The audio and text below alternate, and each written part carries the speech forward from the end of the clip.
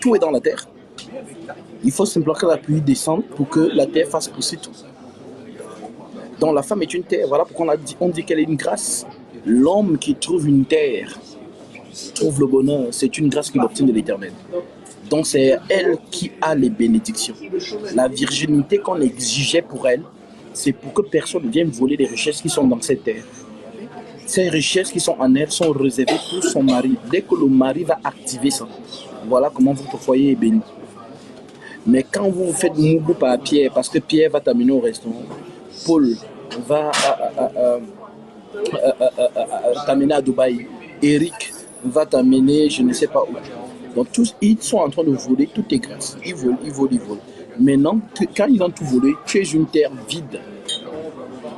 Voilà pourquoi ceux qui ont travaillé les champs au village, lorsque vous plantez sur la même terre pendant au moins 10 ans, vous allez remarquer que la première fois que vous avez planté sur cette terre-là, le manioc qui est sorti, il était gros comme ça. Mais 10 ans après, tellement vous avez planté sur la même terre, 10 ans après, le manioc sort comme ça, des petites tiges. Pourquoi? Parce que la terre n'est plus riche.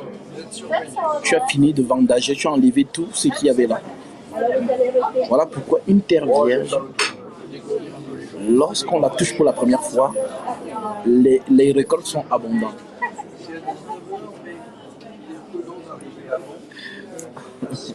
Je viens d'arriver, répète ça s'il te plaît. Quelqu'un a enregistré. Alors, je ne sais pas si quelqu'un a enregistré, mais je disais tantôt. Parce qu'il faut comprendre quand la parole dit « L'homme qui trouve une femme trouve le bonheur ». C'est une grâce qu'il obtient de l'Éternel. Les gens ont mal compris cette écriture. En fait, ici, Dieu parle de la terre. La terre, naturellement, c'est elle qui a des richesses. Dans une terre, on trouve le diamant. Dans une terre, on trouve de l'or.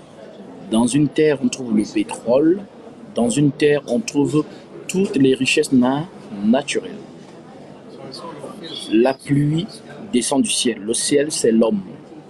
Voilà pourquoi on dit le ciel, la terre. Le ciel, c'est l'homme.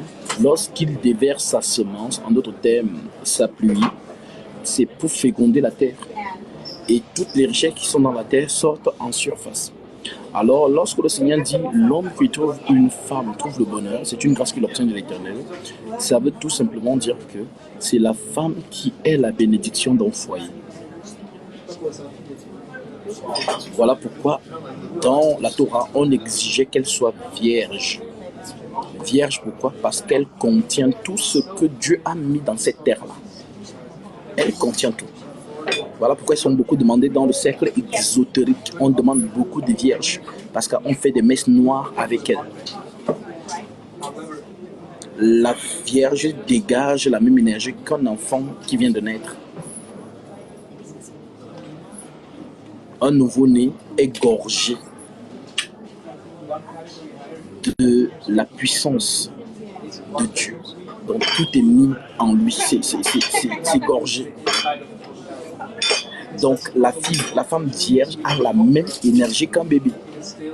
Voilà pourquoi, que ce soit les bébés, que ce soit les femmes vierges, elles sont dans le cercle exotérique. Je parle bien du milieu exotérique. Quand on parle de l'exotérisme, ce sont tous ceux qui manipulent les énergies du bas astral. Et Dieu parle de ça. Je vais vous lire ça. Deutéronome, chapitre 18, verset 18, verset 9. Deutéronome 18, verset 9. On dit, l'Écriture dit, lorsque tu seras entré dans le pays que l'Éternel, ton Dieu, te donne, tu n'apprendras point à imiter les abominations de ces nations-là. Qu'on ne trouve chez toi personne qui fasse passer son fils ou sa fille par le feu. Donc c'est un sacrifice. C'est-à-dire que ton fils ou ta fille, ici on parle des enfants.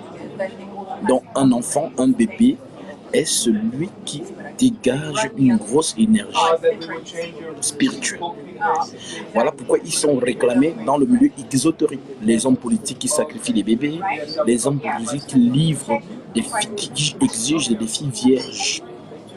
parce qu'on fait des messes noires avec elle. Tu ne peux pas mettre dans un hôtel quelque chose qui n'est pas vierge, c'est pas possible. L'esprit ne va pas prendre ça. Donc il exige quelque chose qui est pur. Et si tu lui donnes ça, alors il te donne en retour. Vous allez voir que lorsque vous lisez la Torah, le Dieu d'Israël réclame toujours ce qui est pur. L'agneau sans défaut. L'agneau sans défaut. Si l'agneau a des défauts, il ne prend pas. Donc si vous voyez le Tout-Puissant faire ça, les esprits déchus qui se réclament aussi d'être de Dieu veulent aussi faire la même chose. Donc, la virginité d'une femme est sacrée. C'est Satan qui a banalisé ça dans nos générations suivantes. Aujourd'hui, la jeune fille, moi je me souviens quand j'étais au lycée à 13 ans, j'étais encore naïf. Ce que les filles faisaient à 13 ans, j'hallucinais. Parce que lorsque je quitte le Cameroun pour intégrer le lycée Son Ferrer à Majorque, ce que je voyais, les jeunes filles anglaises de 13 ans de mon âge à l'époque, ou les jeunes filles espagnoles, ce qu'elles faisaient, c'est-à-dire là, tu as une fille de 13 ans à la maison, mais elle connaît le sexe plus que toi, sa mère. Elle te considère, tu n'es même pas à la page. Elle t'apprend toutes les techniques que si tu veux. Donc, Satan a banalisé les choses. Donc, ce qui fait en sorte que c'est devenu courant dans les mœurs. C'est-à-dire une fille, elle peut coucher avec qui elle veut avant le mariage. Elle dit c'est normal. Parce qu'elle est belle, elle a les formes, donc voilà, elle a son copain, et ainsi de suite. Donc ce n'est pas normal. C'est Satan qui a rendu ça normal. Et ceux qui sont dans le monde pensent que c'est normal. Ce n'est pas normal. C'est pas normal. Quand vous faites ça, vous rendez un culte au diable. Lorsque le mariage est consommé, lorsque le sexe est consommé dans le cadre du mariage, c'est un culte qu'on rend au Seigneur. Lorsque vous consommez le sexe avant le mariage, c'est un culte rendu à l'autre.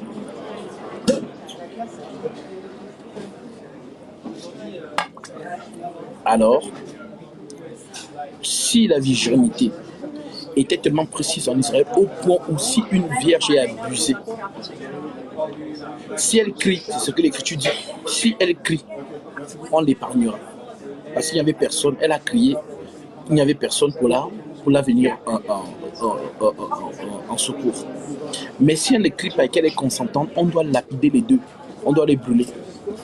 Et l'Écriture disait que c'était pour enlever le propre de Jérusalem, la terre sainte. Donc ceux qui commencent à te lapider, ce sont tes parents et tes frères, avant que tout le quartier vienne te lapider. Voilà pourquoi c'était exigeant. Maintenant, vu que la preuve en est que si aujourd'hui, vous voyez, j'avais vu une vidéo sur TikTok, une fille, elle avait, je pense, 29 ans, un truc comme ça, et elle a fait une vidéo en disant, mettons un message que, en 29 ans, je suis encore vierge. Il y avait des commentaires comme ça, les gens étaient étonnés. Quoi? Ah, vraiment, les filles comme toi sont rares. Et oui, c'est devenu quelque chose de rare aujourd'hui. Trouver une femme à 30 ans qui est encore vierge. C'est là où, si tu vas dans son inbox, tous les hommes politiques là vont venir proposer des choses. Parce que les filles vierges sont cherchées. On les cherche. C'est un trafic. Une fille qui n'a pas encore connu d'homme, c'est un trafic.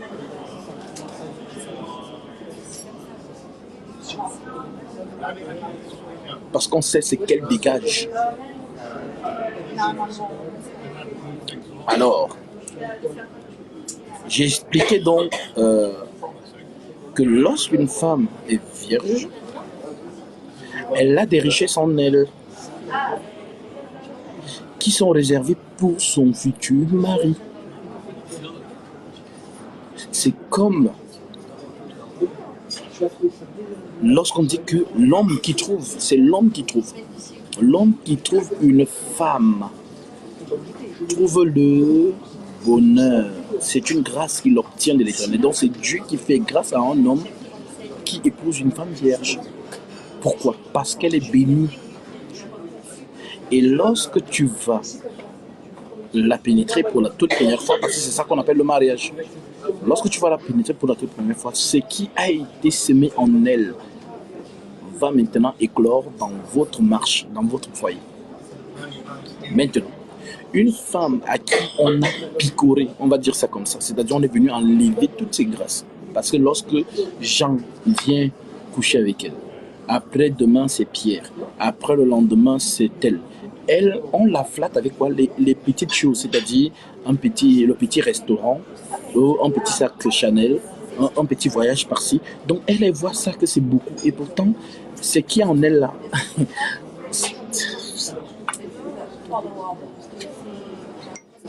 pourquoi vous avez besoin des enseignements spirituels sur certaines choses.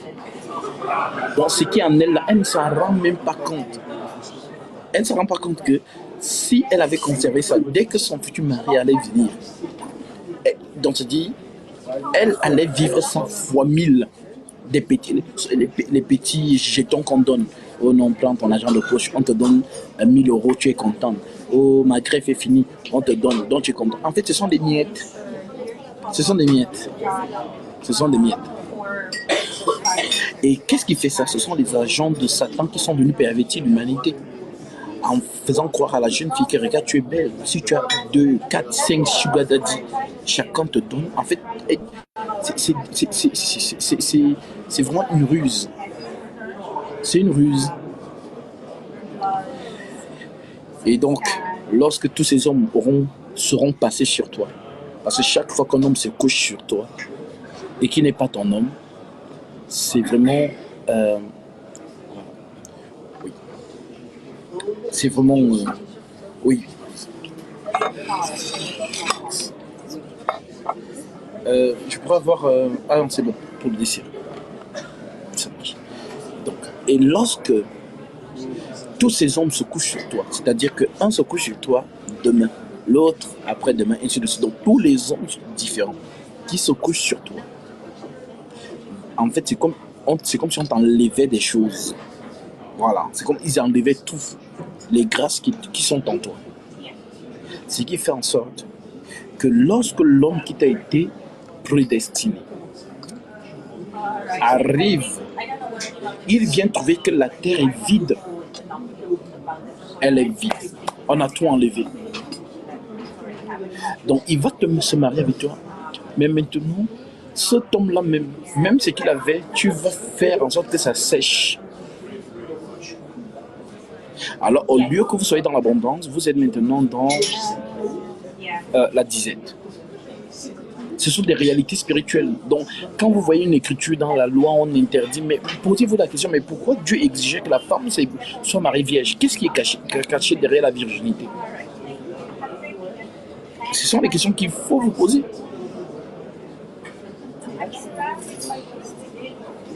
Lorsqu'on nous parle de la parabole des 10 vierges, Jésus lui-même, quand il vient parler, comme il se présente comme étant l'époux dans la parabole des 10 vierges, Matthieu 25, il y avait 10 vierges, 5 étaient folles et 5 étaient sages. On dit, ah, voici l'époux allant en sa rencontre. Donc, on te montre ici que la femme, Jésus lui-même n'épouse pas une femme prostituée. Non, Jésus épouse une femme vierge.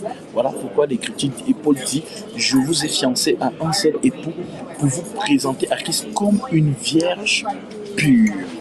Tu comprends?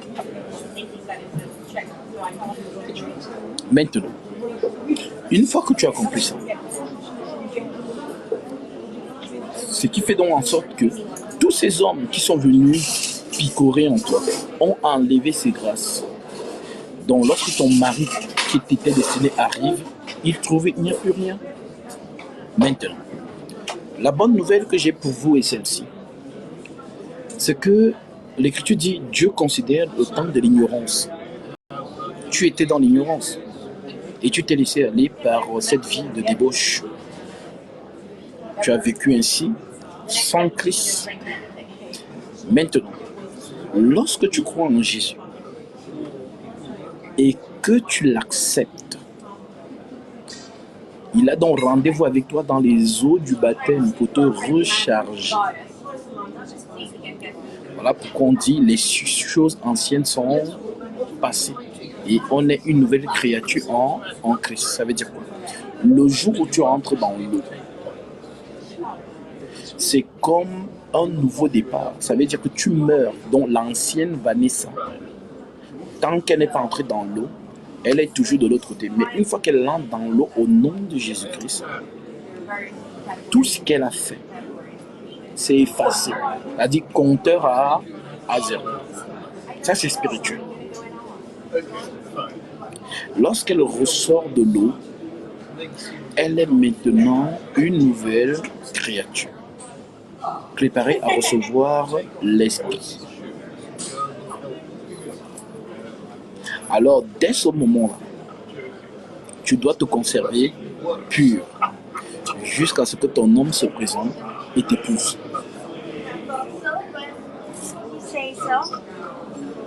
Voilà donc pourquoi l'Écriture dit « Toute chose concourt au bien de ceux qui aiment Dieu ».